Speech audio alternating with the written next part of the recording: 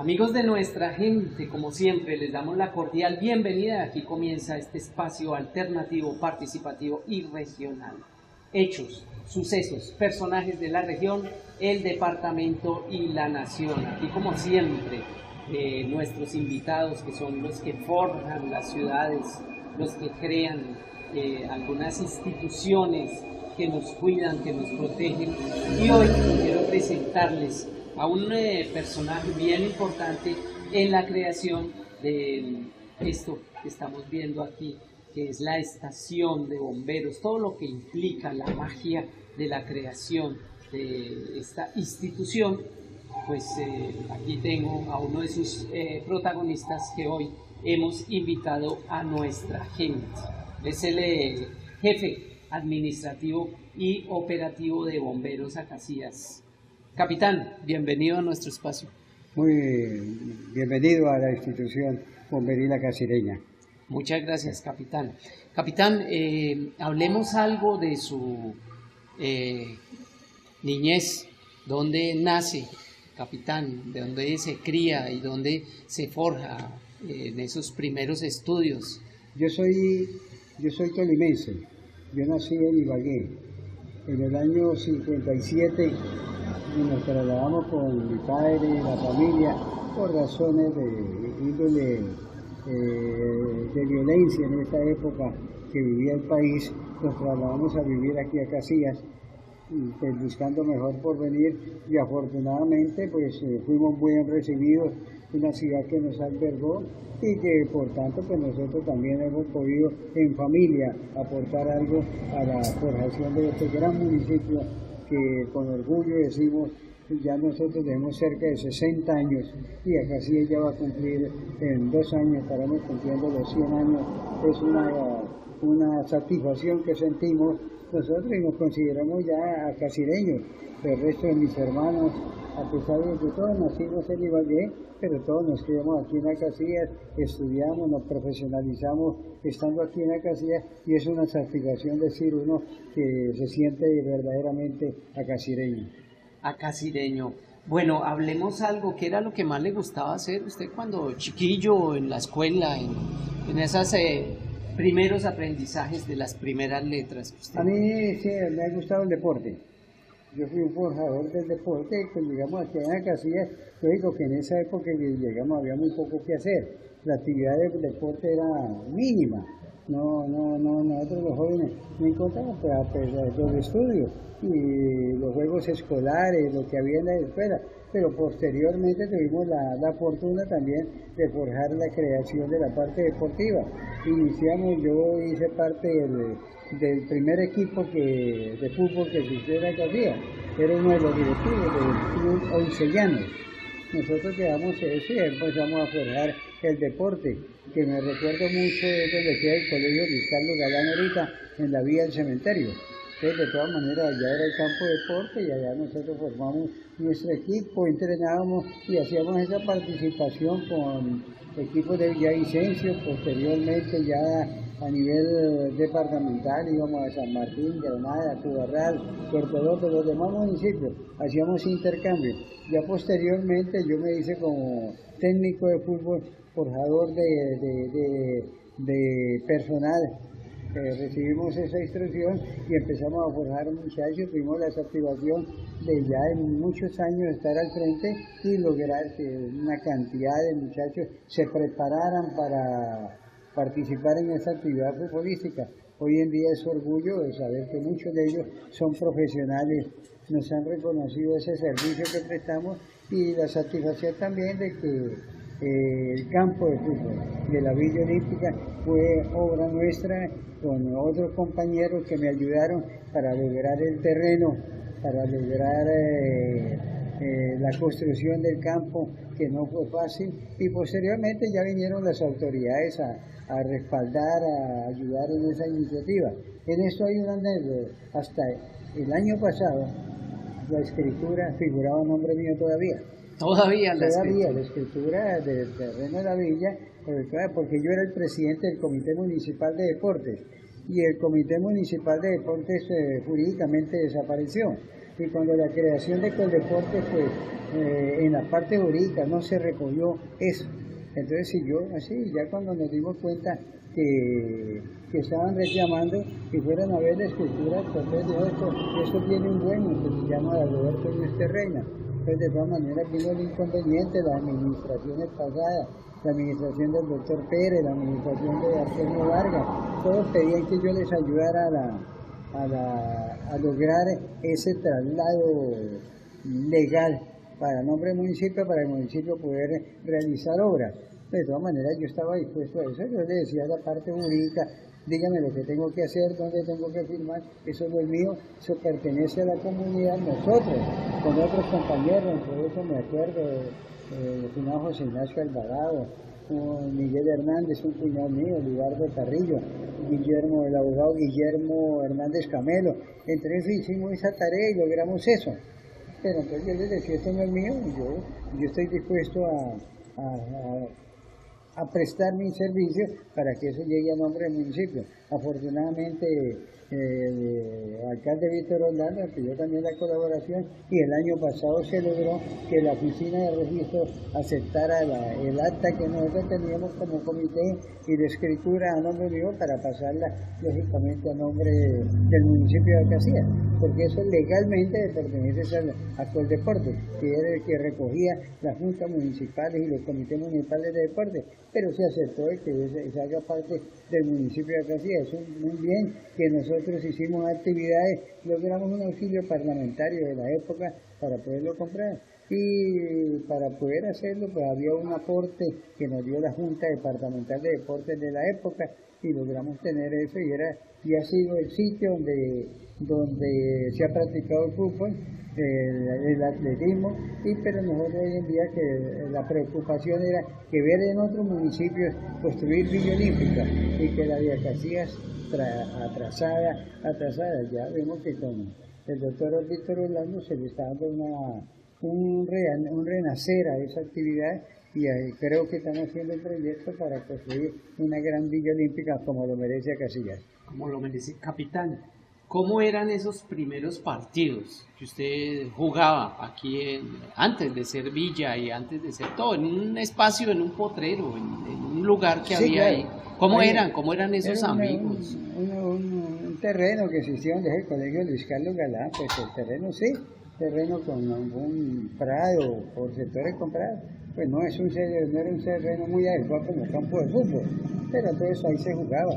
Y esa era una de las distracciones que habían, porque de todas maneras los domingos, los sábados cuando habían partido, pues que venían equipos de Villavicencio, de otros municipios, San Martín, Granada, Guamal, pues allí nos enfrentábamos con ellos, nosotros jugamos, había posteriormente un equipo de jóvenes que también se motivaban a eso, y era la distracción popular, la distracción de la ciudadanía, asistir a ver a su gente jugar al fútbol, pues muy entretenido, muy sabroso, que era la única entretención que existía en esa época en la casilla, pero se sentía uno satisfecho de poder realizar porque se preparaba durante toda la semana, iba al entrenamiento, nos íbamos preparando y el domingo o jugábamos aquí o nos íbamos a otro municipio. En esto hay que una anécdota, nosotros nos acompañaba mucho el párroco era el padre Cristóbal Castillo, que afortunadamente la villa lleva ese nombre. ¿Y él qué se hizo? No, él ya falleció. El padre Cristóbal Castillo, pues, de mucho auge, el padre Cacho también en la época, ellos eran muy entusiastas y les gustaba el deporte. Y nos acompañaban, ¿sí? Ayudaban a sufragar los gastos del bus o del camión que conseguíamos para otros municipios y ellos nos acompañaban. Muchas veces se presentaban situaciones, por ejemplo en el caso con San Martín y Granada, el tinte político, porque allá decían que llegaron los goles y allá eran liberales, y muchas veces cuando el partido no se daba bien nos tocaba salir como de afán, porque nos daban piedra, eso era lo normal, era normal de los municipios, pero nos invitaban y otra vez íbamos, o los invitábamos y ellos venían. De todas maneras era una integración que de vez en cuando enfrentaba estos inconvenientes, pero no pasaban mayores, porque intervenían los dos padres, los dos sacerdotes que nos acompañaban, ellos intervenían y evitaban que esto pasara a mayores. A mayores. Hablemos un poco de la vestimenta de esa época, cómo se vestían, qué tomaban, terminaban el partido y se iban a echar gaseosita con pan, no sé, de todo eso que sucede en este hermoso país No, Colombia. mire, en esa época no es lo que se ve hoy en día. Hoy en día uno ve los equipos de mayores que todos terminan esas actividades deportivas y de una vez se sientan y piden la canasta de cerveza, ¿sí? Y La viene pola. una y la otra, ¿sí? Viene el tercer tiempo. Sí. Dicen algunos, el tercer tiempo, el más interesante, ¿sí? El más interesante, ¿no? No, allí pues de todas maneras, pues los familiares que iban nos llevaban la gaseosa, nos llevaban el jugo, el agua, ¿sí? De todas maneras era con lo que nos deleitaban, pero sí era sabroso porque habían algunas personas que buscaban la manera de hacer sus pinitos como locutores y trataban de transmitir ahí mismo por un parlante el partido, ¿sí? Transmitían ahí, y uno se daba cuenta y uno oía cuando uno cogía el balón y que la fulano de tal, y así, como que lo entusiasmaba. Capitán, hablemos algo de su familia, ¿cuántos hermanos? Tengo entendido 3 o 4 hermanos. Nosotros en total siete hermanos. 7 hermanos. Eh, Hay un hermano de ustedes, capitán, haciendo nuestra investigación y análisis. Usted tiene o tuvo más bien un hermano que le jalaba como al arte, a la pintura. sí, claro. Si no estoy mal, él, según me dijeron, pintaba con la mente porque no veía muy bien y las pinturas de él son majestuosas. Sí, no, mi hermano Álvaro, pues cuando llegó a Ibagué, pues nosotros tenemos un almacén de venta de vidrios y de cuadros. Y nosotros pues desarrollamos la actividad que nos enseñaba mi papá. Y posteriormente entonces ya se ofreció que la pintura de un aviso. Sí. Entonces no había quien dijera, dijo mi hermano Álvaro, pues yo lo hago. Y efectivamente empezó a hacer el aviso y ya los avisos que habían, y él como venía de Ibagué, en Ibagué había estado trabajando con un publicista, me recuerdo el nombre, Gilberto Lemes Cubillo. Él trabajaba y cuando la época del festival en Ibagué, ellos armaban las carrozas, entonces ya cogió esa iniciativa de la pintura y ya cuando ya llegó aquí a Casillas, posteriormente se dedicó a ese arte, a la pintura y eso. Posteriormente, pues en razón al mismo trabajo y al descuido de él, sí fue perdiendo la vista. Él fue perdiendo la vista y ya no era igual, pero más sin embargo así desempeñaba el trabajo. Y yo me recuerdo de muchas oportunidades que mis hijos, o sea los sobrinos de él, cuando pasaban por alguna parte y lo veían trabajando, y le decían, tío, ¿qué está haciendo? No, mi hijo, ¿qué estoy haciendo? Tío, pero venga, ahí le está quedando eso mal, ¿no? Y le ayudaban. Entonces le decía, mi hijo, pues ayúdenme, sí, rellénenme esto acá, y ellos le ayudaban. Pero desafortunadamente él, por ese trabajo, que lo utilizaba mucho de noche, con mucha luz y trabajando en lámina, por el reflejo de la luz de esa lámina sobre las vistas, lo fue molestando, y se descuidó mucho. Tuvo mucho descuido, tuvo desprendimiento de retina en ambas vistas. Entonces, de todas maneras fue crítica la situación de él, pero él era el publicista que había aquí en la casilla, que aquí en el departamento trabajó con varias empresas. Tuvo la fortuna también de trabajar en empresas que montaban stand para ferias internacionales. Él estuvo en Moscú, estuvo en París, estuvo en Lima. ¿Sí? Tuve esa oportunidad y con ejemplo, ahí había tenido buena oportunidad, pero de todas maneras muchas veces le gustaba más estar en las casillas, ¿sí? Que irse por allá a buscar otras aventuras. Él murió. Sí, Álvaro murió, sí. Álvaro murió hace como 7 años. 7 años. Yo tengo otro hermano que también tiene historia en la casilla. ¿Quién es? Luis Arturo Yuste. Es un educador, uno de los educadores más prestantes que ha tenido la casilla. Es el fundador de las Joroperas Coites. Y estando como de rector del colegio, creó las Joroperas Coites. Fue la primera oportunidad que se dio el joropo masivo aquí en la casilla. Imagine usted un tolimense venir a fomentar el joropo, porque no había aquí ese, pues sí, lógico, había grupos de amigos, muy buenos amigos, había entre esos un pintor muy estimado acá, el finado Manuel Antonio Blanco Romero. Se ha visto que la Casa de Cultura lleva ese nombre, Manuel Antonio, un gran pintor. El escudo de Acacias se le debe a Manuel Antonio Blanco Romero. Y de todas maneras aquí se le ha hecho harto reconocimiento. Manuel de la Casa de la Cultura lleva su nombre. El Club de Leones, en una de las actividades realizadas, donó los dineros de esa actividad para comprarle la casa a la familia de Manuel Antonio Blanco. De todas maneras es un gran artista, un compositor, un artista enorme, un pintor, una gran persona. Es una pérdida irreparable la que tuvimos en Acacias con la ausencia de Manuel. ¿En algún lugar de Acacias, capitán, existe algún tipo de homenaje a él? Sí, pues está allí en el barrio Mancera.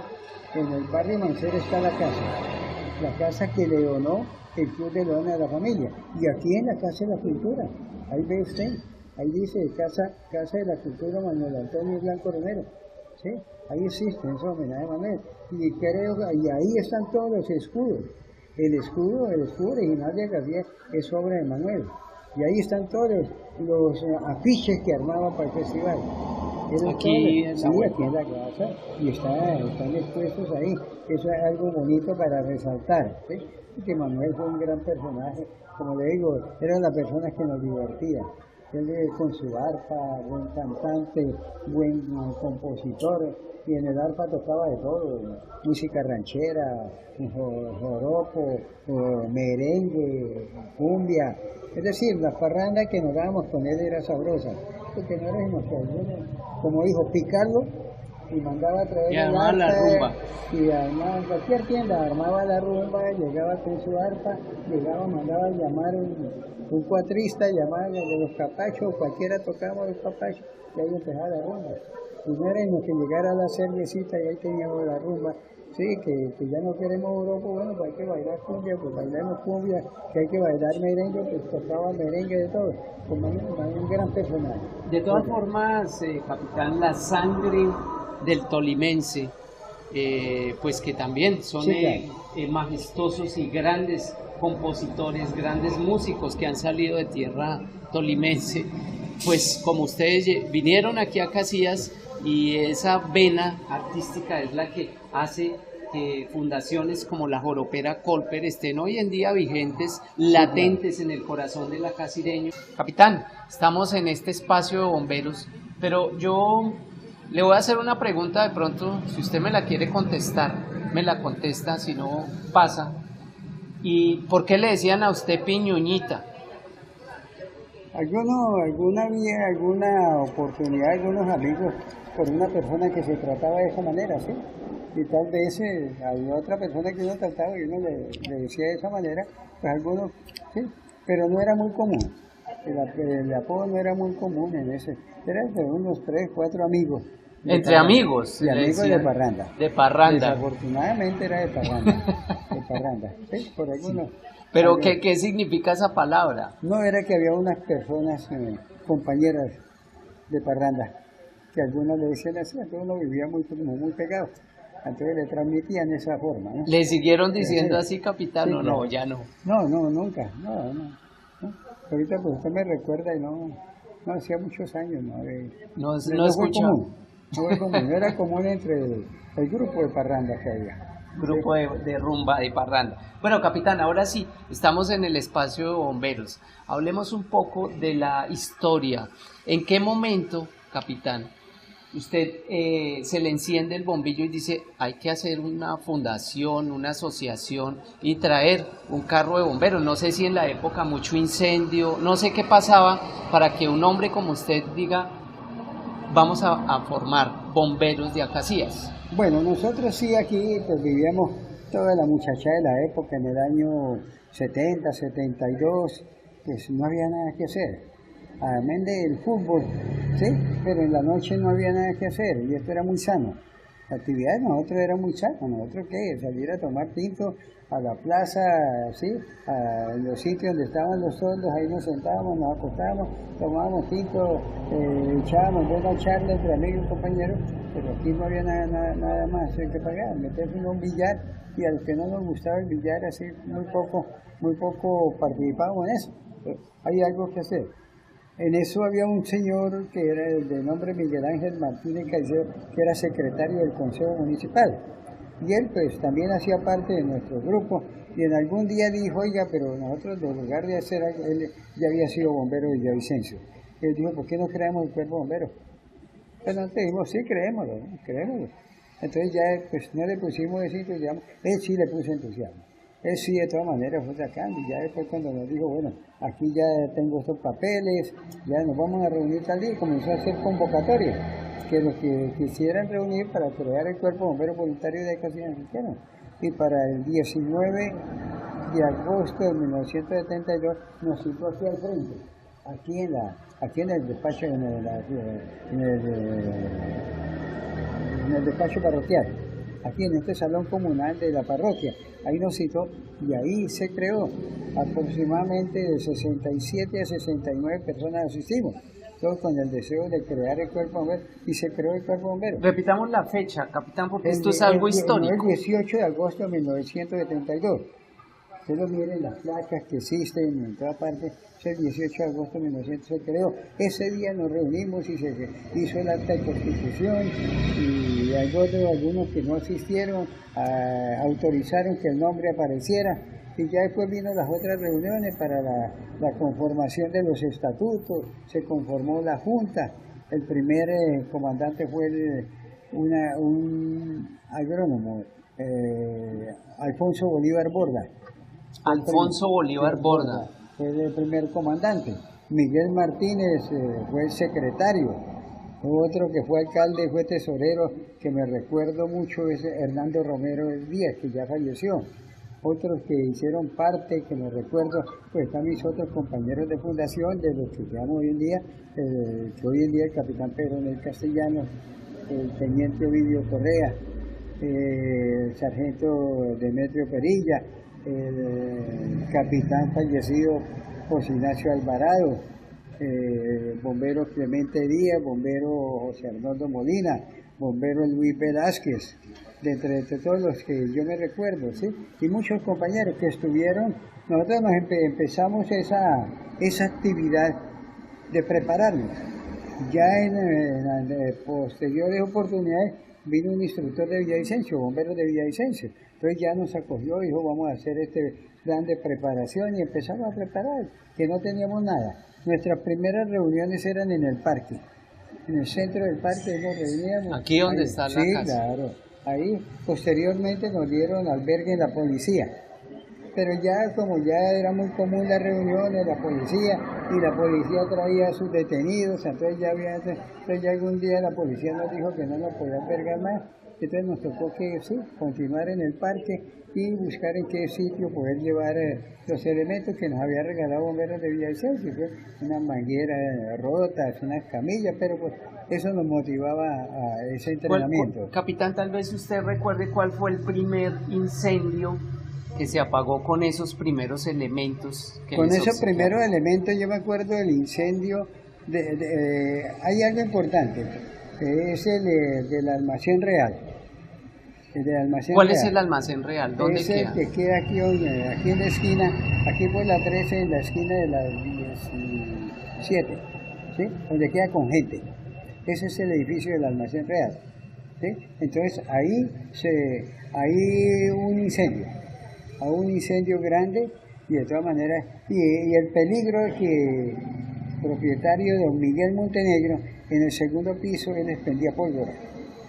El peligro era que se extendiera encima. Entonces alcanzó a llegar bomberos de Villavicencio, ¿sí?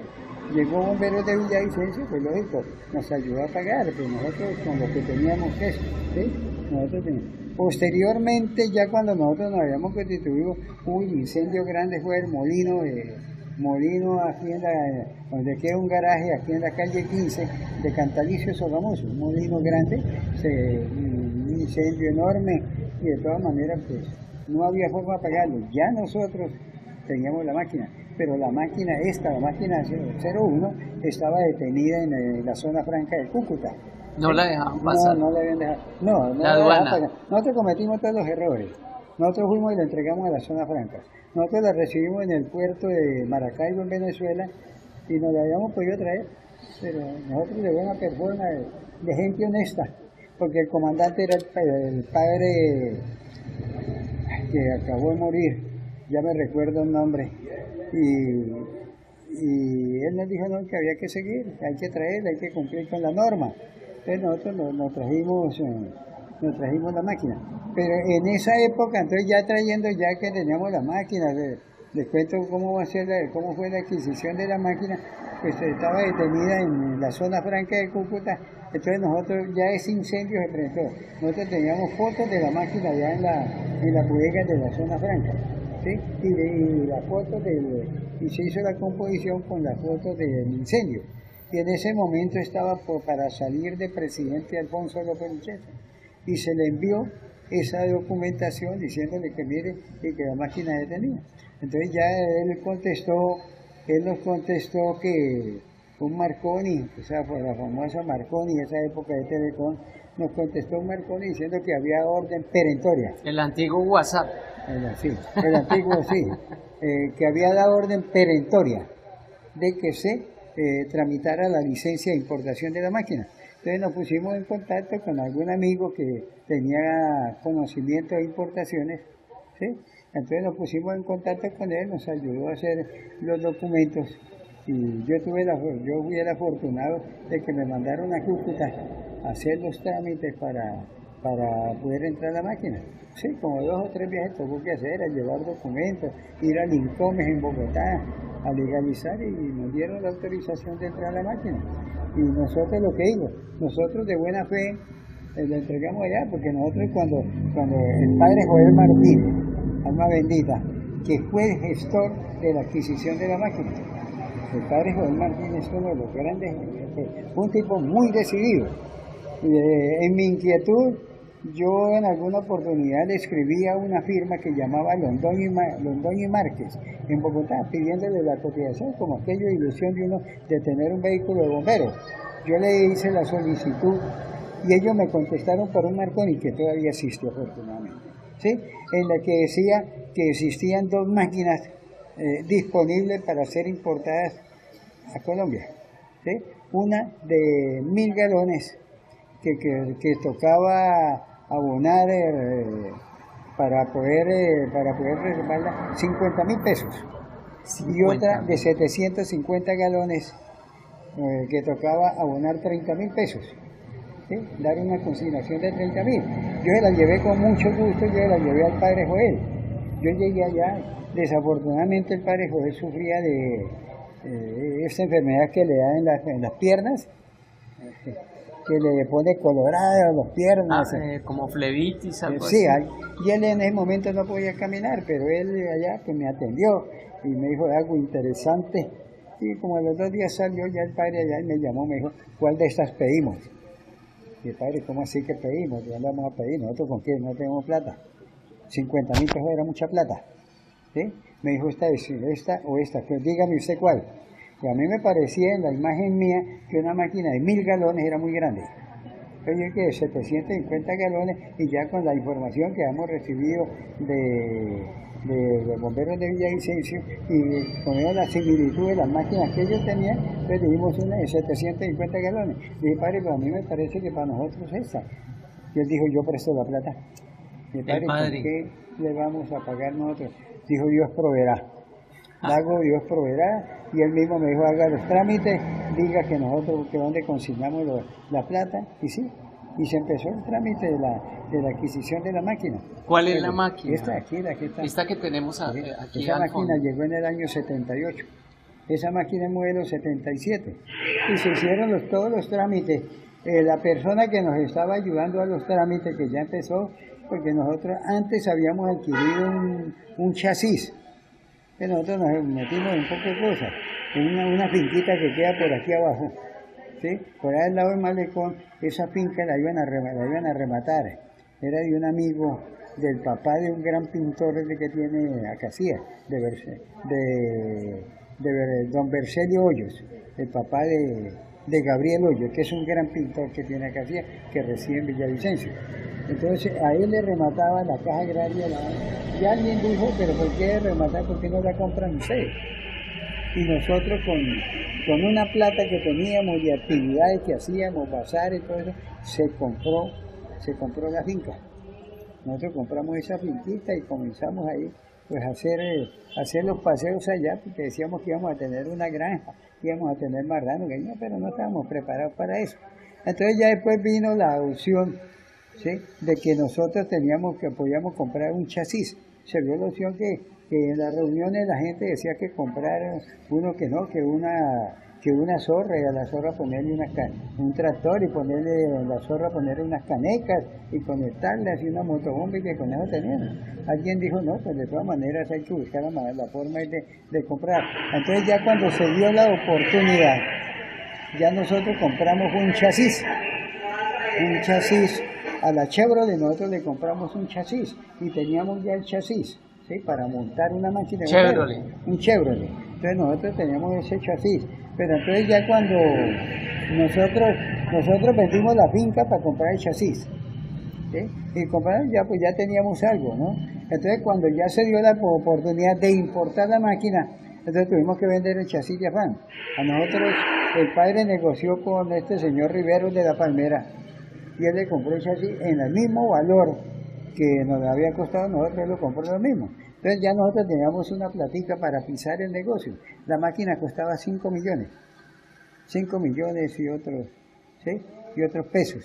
Entonces nosotros pues empezamos ya a hacer el trámite. Cuando el padre dijo ya, eso empezaba el trámite, que actividades de una cosa, actividades de otra. Estaba de alcalde Enrique Sastoque, finado, un vecino de nosotros, gran amigo, gran líder cívico, y él convenció a los otros concejales de que le autorizaran para sacar un crédito, porque allá nosotros ya nos pidieron una carta de crédito. Sí. Una carta de crédito, ese respaldo que tenía que haber de quién iba a pagar. Entonces, lógicamente, pues se estaba buscando que ese respaldo lo diera el municipio. Pero ese respaldo oficialmente hay que reunir el consejo y el alcalde presentar el proyecto al consejo para que el consejo apruebe ese respaldo, esa condonación que tenía que hacer el municipio. O condonación no, ese aporte que tenía que hacer el municipio de respaldo, para si nosotros no pagábamos, el municipio tenía que pagar. Entonces, en esa forma, pero entonces don Enrique Sastoque, con el presidente del consejo, un señor Abelardo Santofimio, un agricultor muy entusiasta también, comenzaron y cogieron la firma de los otros concejales, ¿sí?, sin hacer sesiones, cogieron la firma, el alcalde solicitándole a ellos, y ellos lo autorizaban al alcalde para respaldar al cuerpo de bomberos.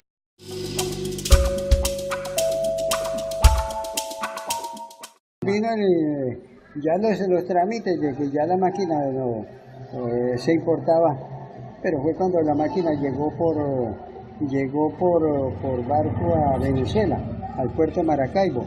Allá nos tocó que ir a recibirla con el padre Joel, que me recuerdo que fue el padre Joel, fue un bombero Eligio Rodríguez, fue un compañero fundador también, Peronel Castellanos, y mi persona. Fuimos con el padre Joel en un Land Rover que él tenía de la parroquia, y fuimos a Cúcuta, fuimos a Maracaibo, se recibió la máquina. Fue cuando ya nos dijeron... ¿Por qué entraba por Maracaibo? Por la cuestión de puerto, ¿no? De Estados Unidos, esa máquina venía del estado de Detroit. Antes la enviaron por Maracaibo y que la recibieron.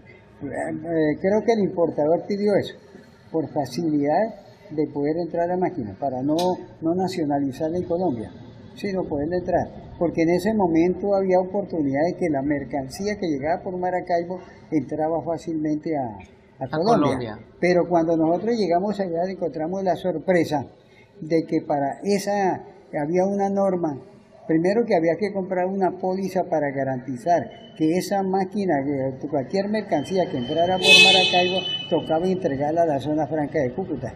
Entonces nosotros le tocó sacar una póliza que el padre Joel respaldó con su dinero, respaldó esa póliza, y se trajo y logramos entrarla a Cúcuta, y fue cuando cometimos el error, ¿sí?, de entregarla. Posteriormente ya vino la historia que le he contado, del trámite de la nacionalización de la máquina que la autorizó el presidente López con ocasión del incendio del molino de Cantalice, y logramos traer la máquina sin ninguna dificultad. Hay que recordar que nosotros posteriormente, ya cuando nosotros nos graduamos como bomberos el 8 de marzo de 1974, es decir, casi a los 2 años, al año y medio de habernos fundado, nos graduamos como bomberos. En eso la primera promoción éramos 9, de los 60 y pico que habíamos, terminamos 9, que fue el teniente, fue hoy día teniente Pedronel Castellano, el capitán finado José Ignacio Alvarado, el teniente Ovidio Correa, los bomberos Clemente Díaz, José Molina, este otro, pues lógicamente estaba yo, y otro bombero, Luis Martín Velázquez, ¿sí? Son también Sergio Agudelo, son 9 fundadores, eso es lo que terminamos. Y en esos días fue cuando se siguió se hizo los trámites para la llegada de la máquina.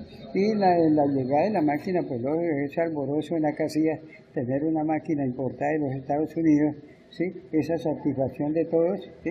En esa época también ya había actuado como instructor de nosotros el actual comandante, el capitán Javier Rivera.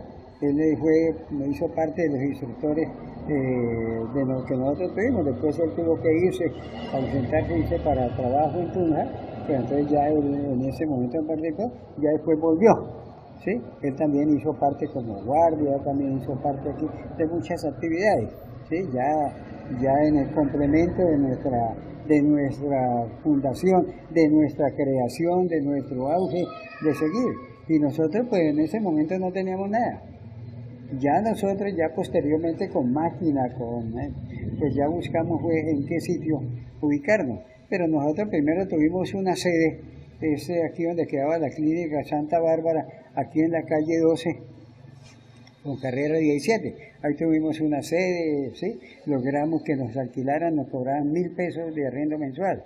Ahí tuvimos nosotros ya nuestra primera dotación, unas camas, colchones, y teníamos nuestro escritorio, sitio de reunión, en donde propiamente, ¿sí? Eso nos lo ayudó a conseguir un señor que fue diputado, Pedronel Villafañe. Él con una partida de 100.000 pesos que nos sacó en la Asamblea Departamental, nosotros logramos eso. Y importante también resaltar que en esa época logramos comprar la sirena, que actualmente funciona. ¿Sí? La sirena que está encima aquí del edificio. Y nosotros esa sirena se compró a un bombero, había un bombero en el valle que fabricaba la sirena, y se trajo la sirena. Pues nosotros le dijimos, ¿dónde vamos a poner esa sirena? Nosotros, ¿qué hacíamos? De ahí, como en la esquina aquí, al almacén real, pues ahí sí, nosotros nos cargábamos a mediodía la sirena entre 2 bomberos, otros 2 bomberos traían de escalera, y uno se subía y ponía los cables, y ahí en el piso sonaban las 12. ¿Sí? Eso es una anécdota interesante, curiosa. La gente que conocía nos dice, bueno, ¿y por qué no la hacen sonar aquí en el piso? También como esa época. Sí. Entonces, eso era llamativo, ¿sí? Ver que nosotros, todas las 12 del día, se subía un bombero, un cable, y del otro ahí sonaba. Ahí en el piso sonaba la sirena, y luego otra vez para allá, guardar. Era como una acción de indicar que eran las 12 del día. Las 12 del día. Sí, porque generalmente en esa época la trayectoria de todos los bomberos era tener sirena para dar las 12, ¿sí? Y la sirena, pues lógicamente, para llamar al personal, ¿sí? Porque cuando hay una reunión urgente, se da un sirenazo y el personal llega. Entonces el personal, cuando ya se dan 3 sirenazos es porque hay una emergencia. Hay una emergencia y aquí lógicamente... La clave de Morse para, sí, claro, para poder llegar. Pero en esa época... Ya posteriormente, cuando nosotros nos ubicamos en este sitio, que esto era el coso municipal, nosotros duramos allá en la sede, duramos como 1 año, ¿sí? Pagando arriendo. Entonces ya el alcalde de esa época, que era el finado Luis Enrique Sastoque, nos autorizó que nos metiéramos aquí al coso municipal. Y nosotros nos metimos acá, lo fuimos adaptando y ahí llegamos a tener, hasta el año pasado, llegamos a tener esa sede. Esa sede, porque esta sede es nueva. Claro. Este lugar es hecho recientemente. Esto empezamos el 5 de diciembre del 2016. Nosotros tuvimos inconvenientes para construir esto. Nosotros inconvenientes entre nosotros mismos, hubo inconvenientes porque no había creencia de que éramos capaces de hacer esto, ¿sí? Que íbamos a quedar a la mitad. Nosotros habíamos con la directiva, con el capitán Rivera, con el capitán Velázquez, con los otros que manejamos la directiva, logramos acumular unos recursos de la plata de la sobretasa que nos daba la ciudadanía y logramos tener ese acopio y ya dijimos, vamos a construir. Había algunos compañeros que no estaban de acuerdo. Porque de todas maneras nosotros no somos capaces de hacer esto y demostramos que sí. Nosotros nos fuimos para Cali, varios compañeros fuimos a Cali, nos asesoramos porque Cali es una de las instituciones más grandes de Latinoamérica. Capitán, ¿la sede de la que ustedes se pasaron para acá era propia? No, esa era el arriendo. No, nosotros no, el arriendo. Y esta es propia, ya con todas las acciones que han hecho. Todo. Esto nos lo dio el municipio. Después de que don Enrique, el alcalde de la época, nos dio la oportunidad de entrarnos, entonces ya vino otro alcalde que fue Víctor Ramón Vaquero. Víctor Ramón Vaquero nos presentó el proyecto al consejo y nos donaron este terreno.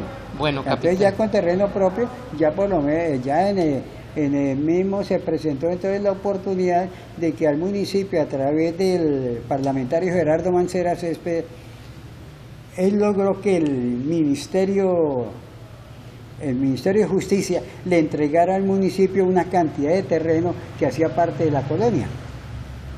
Y en esa cantidad de terreno que le entregaron, él buscó la manera de que nos adjudicaran a nosotros un terreno de 2 hectáreas a la entrada de la colonia. Pues nosotros en esa época se logramos con la comandancia del capitán Fabio Reyes, que era notario, y la alcaldía de Víctor Ramón Vaquero nos hicieran escritura tanto de este terreno como del otro, ya que son terrenos propios, ¿sí? Terrenos propios. Así es que nosotros hemos ido. Y entonces nosotros ya construyendo esto, pues ya dijimos, nosotros vamos a meternos unos a los otros, porque aquí los carros grandes no nos caben. Aquí los carros grandes es un problema para la salida, tienen que salir hay que sacar 3, 4 carros para sacar otro carro. Entonces de todas maneras muy difícil. Entonces empezamos ya la construcción y nos propusimos, ya en común acuerdo todos los bomberos, de construir la estación Centenario. ¿Por qué Centenario? En homenaje a los 100 años de Acacía, que en el 2020 nosotros la vamos a tener. Ya tenemos adelanto, ya en este momento, este año hay un proyecto ya casi de tener un buen porcentaje. No tenemos los recursos, los estamos consiguiendo. Pedimos en una parte, pedimos en otra. ¿Sí? Nos están ayudando mucho unas empresas de Ecopetrol, no Ecopetrol, sino empresas aliadas de Ecopetrol, contratistas. Ellos nos han donado material, ahorita estamos en el trámite que nos van a donar un poco de tubería, esa perforación, con eso vamos a volver, nos vamos para Cali a buscar la asesoría ya de cómo vamos a utilizar la tubería, vamos a estar en Neiva visitando unas pistas, ¿sí?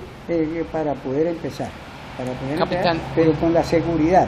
Sí. Que al finalizar el año nosotros tenemos que llevar un 50-60% y le vamos a cumplir a Casillas en la estación Centenario, con el orgullo de decirlo, que va a ser una de las mejores estaciones de bomberos de Colombia. Capitán, rápidamente ya vamos a terminar un breve inventario de la maquinaria que posee hoy en día esta estación. Nosotros tenemos 4 máquinas de incendio, nosotros tenemos 3 ambulancias, nosotros tenemos 3 camionetas para servicio de transporte de personal y lógicamente servicio. Es decir, y tenemos 3, 4 motos. Hay motos que las utilizamos en prevención.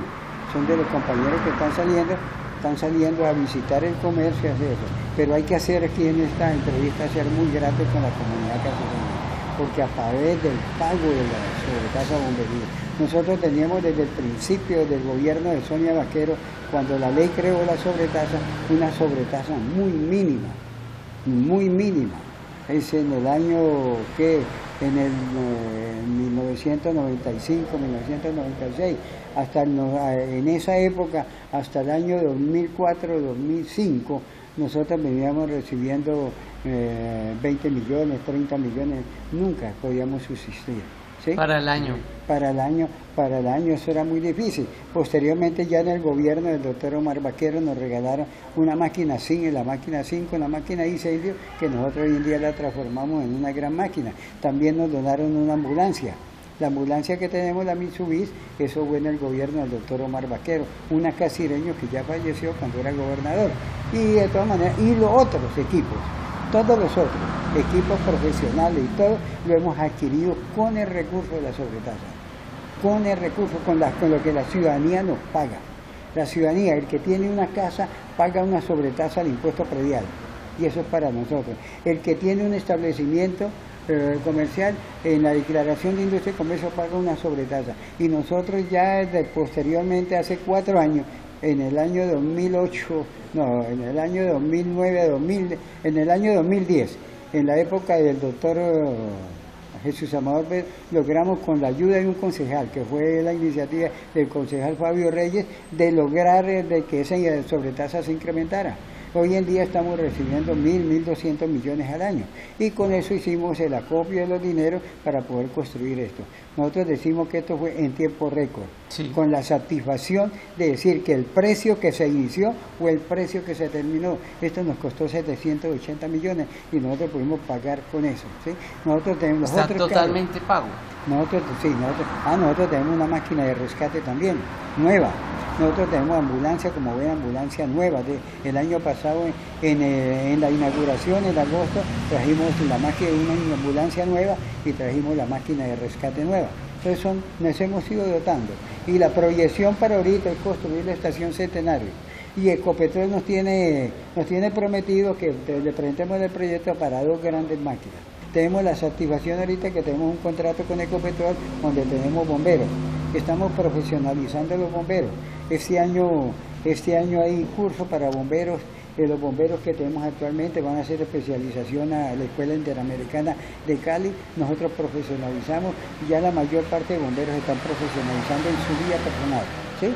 Les estamos motivando, ellos son auxiliares de enfermería y nosotros estamos subsidiándole parte de ese estudio. Así son muchas cosas y muchas las proyecciones que tiene Bomberos, porque en el año 2020 vamos a ser una de las mejores instituciones del país. Bueno, amigos televidentes, hay mucha tela que cortar, pero antes de concluir, ya vamos a cerrar. ¿Cuál ha sido rápidamente, capitán, el peor incendio que ha sufrido la ciudad de Acacías?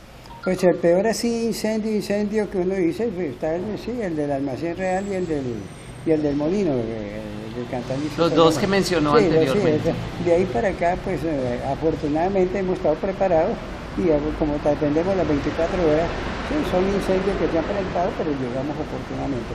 Han habido otros incendios forestales. Nosotros también participamos. Ahorita cuando se habla del derrumbe del puente de Chirajara, nosotros participamos en el rescate de las víctimas cuando el derrumbe de Quebrada Blanca. De Quebrada Blanca. Blanca. Eso fue en junio del 74, pues ya nosotros estuvimos allá 4 o 5 días colaborando con los bomberos de Villa. Dicen que esa zona está embrujada, capitán. Sí, bueno, claro. Yo no sé, usted júzguelo, amigo televidente, porque esta zona siempre ha presentado estos temas de complique. Ya sí, se desplomó este puente, no se sabe por qué, con los mejores ingenieros y demás. Amigos televidentes, recuerde llamarnos a este numerito que aparece aquí en la pantalla de su televisor. Contáctenos si conoce algún talento, así como nuestro invitado el día de hoy aquí en Bomberos, pues háganoslo saber, llámenos. Y recuerde también ubicarnos en Facebook, ubicarnos en Instagram y ubicarnos en YouTube. Además que nuestra línea está activa con el WhatsApp. Llámenos y contáctese con este espacio Nuestra Gente. Hechos, sucesos, personajes de la región, el departamento y la nación. Capitán, muchas gracias. Es un placer estar acá con ustedes. Para mí es un placer tenerlos acá y aquí a la orden. Por acá volveremos, capitán, claro, hay muchas cosas que cortar. Claro, mucho. A ustedes televidentes, mantengan sintonizado el canal 8 aquí en la ciudad de Acacías por la red HBTV y búsquenos en nuestras redes sociales. Me despido por el día de hoy y nos vemos en 8 días con más personajes, con más acciones y sobre todo con nuestra gente. Hasta la próxima.